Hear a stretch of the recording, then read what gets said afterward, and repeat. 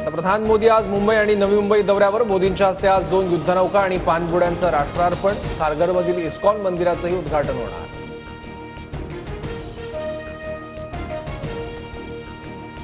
महायुतीच्या सर्व आमदारांसोबत आज मोदींचं स्नेहभोजन। आमदारांना मोदींना रिपोर्ट कार्ड द्यावं लागणार। धनंजय मुंडे आज मोदींच्या उपस्थितीतील बैठकीला उपस्थित नसणार। आज व्यापाऱ्यांचा बंद असल्यानं धनंजय मुंडे दादांना कळवून परळीला गेले। अमोल बिटकरींची माहिती।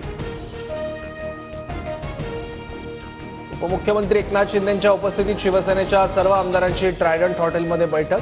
पंतप्रधान मोदींच्या मुंबई दौऱ्याच्या पार्श्वभूमीवर चर्चा। संतोष देशमुख हत्या प्रकरणात आरोपी वाल्मिक कराडचा ताबा आता एसआयटीकडे। बीडच्या जिल्हा कारागृहात कराडची रवानगी। हत्येच्या गुन्ह्यात आज केस कोर्टात हजर करणार। वाल्मिक कराडवर मकोका लावल्यानंतर समर्थक आक्रमक। समर्थकांकडून अंगावर रॉकेल ओतून आत्मदहनाचा प्रयत्न। जखमी समर्थकाला उपचारासाठी रुग्णालयात नेलं।